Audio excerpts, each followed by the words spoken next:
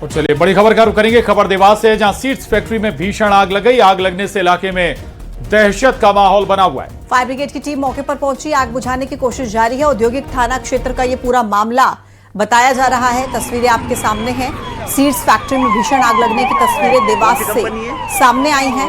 Exclusive तस्वीरें देखिए आप, किस तरीके से आग फैली।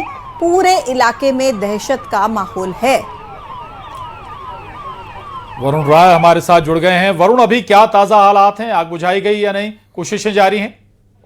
देखिए, अभी लगातार आग बुझाने की कोशिश जो है फायर ब्रिगेड द्वारा की जा रही है। फिलहाल मौके पर जो है पुलिस प्रशासन पहुंचा है और जो है जनहानि अभी इस पूरे मामले में नहीं बताई जा रही है। प्रत्यक्षदर्शियों के अनुसार जो है फैक्ट्री में आग जो है सुंदरम स्वीट्स फैक्ट्री में आग लगी है और फिलहाल आग बुझाने का जो है प्रयास अभी फिलहाल किया जा रहा है।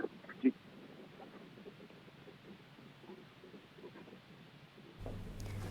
बहुत धन्यवाद आपका वरुण, जानकारी के लिए। एक्सक्लूसिव तस्वीरें आपको दिखा रहे हैं। तो तस्वीरें देवास से हैं, बता दें आपको, जहां पर आग लगी हुई है। सीड्स फैक्ट्री ये बताई जा रही है जिसमें जबरदस्त आग है और इस आग की वजह से आसपास के इलाके को भी खतरा हो गया है। कोशिशें जारी हैं। दमकल विभाग मौके पर पहुंचा हुआ है।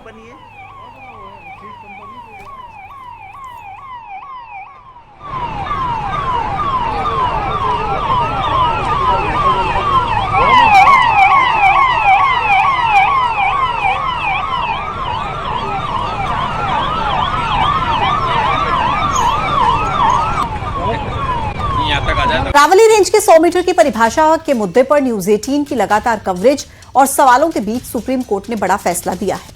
सुप्रीम कोर्ट ने अपने 20 नवंबर 2025 के फैसले और एक्सपर्ट की सिफारिशों को स्थगित कर दिया है। इस मामले की अगली सुनवाई अब 21 जनवरी 2026 को होगी। सीजेआई सूर्यकांत की अगुवाई में हुई सुनवाई में अरावली पर एक हाई पावर एक्सपर्ट कमेटी के गठन का प्रस्ताव रखा गया है। साथ ही अरावली रेंज वाले राज्य दिल्ली, हरियाणा, राजस्थान समेत अन्य राज्य सरकारों और केंद्र सरकार को नोटिस जारी कर जवाब भी मांगा गया है। सुप्रीम कोर्ट ने कहा कि अरावली के मुद्दे पर पहले की एक्सपर्ट रिपोर्ट की समीक्षा जरूरी है। इसके लिए एक हाई पावर एक्सपर्ट कमेटी का गठन होना जरूरी है।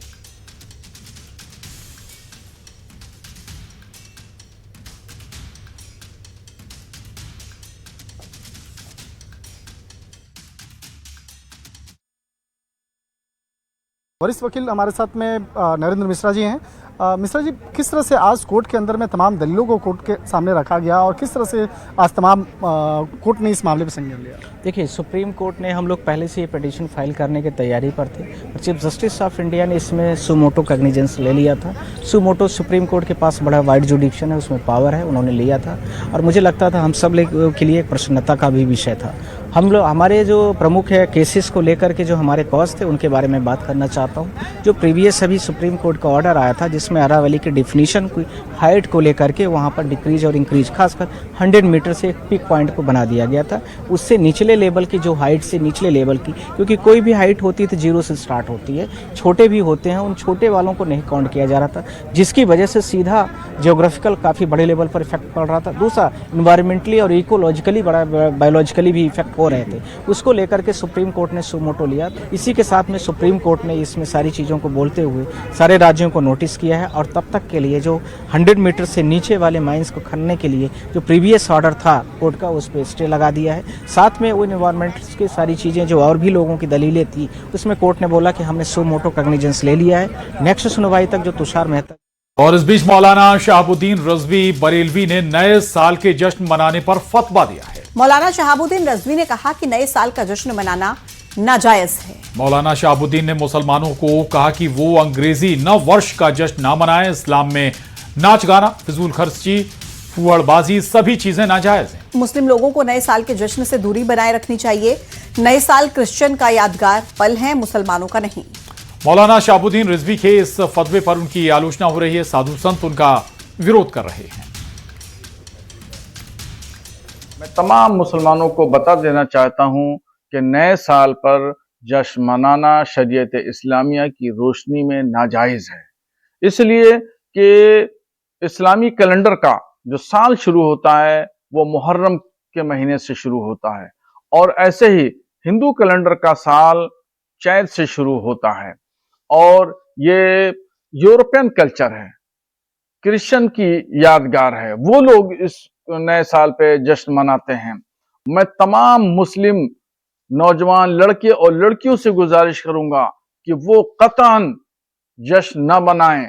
जश्न मनाना नए साल का नाजायज है, और अगर कहीं से खबर मिली कि कुछ नौजवान लड़के लड़कियां जश्न मना रहे हैं तो उलमाए कराम सख्ती से रोकेंगे।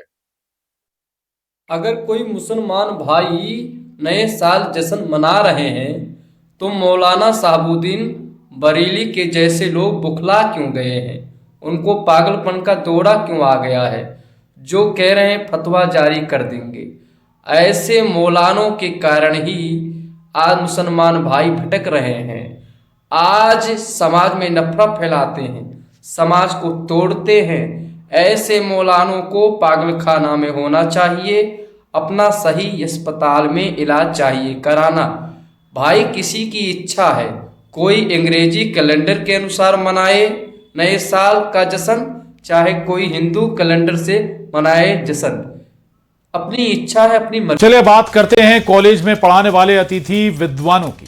कॉलेज में पढ़ाने वाले अतिथि विद्वानों को लेकर सरकार ने बड़ा फैसला किया है। उच्च शिक्षा मंत्री इंदर सिंह परमार ने बड़ा बयान दिया है। इंदर सिंह परमार ने कहा कि अतिथि विद्वानों को बाहर नहीं किया जाएगा, बल्कि सरकार अब उनको नियमित करने का प्लान बना रही है। क्योंकि हमें भी नियमित प्रोफेसर की आवश्यकता है। हरियाणा मॉडल पर उनको परमानेंट किया जाएगा। इसको लेकर उच्च शिक्षा विभाग ने फाइल मुख्यमंत्री के पास भेजी।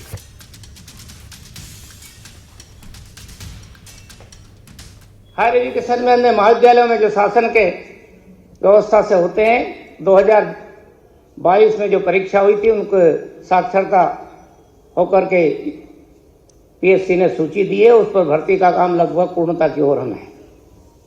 2000 से अधिक पदों को हम भर्ती कर चुके हैं। 2024 में जो परीक्षा संपन्न हुई है, हमें उम्मीद है कि पीएससी जल्दी साक्षात्कार लेकर के लगभग 2000 से अधिक पदों की ओर हम निरंतर भर्ती प्रक्रिया को जारी रख रहे हैं, ताकि आने वाले समय में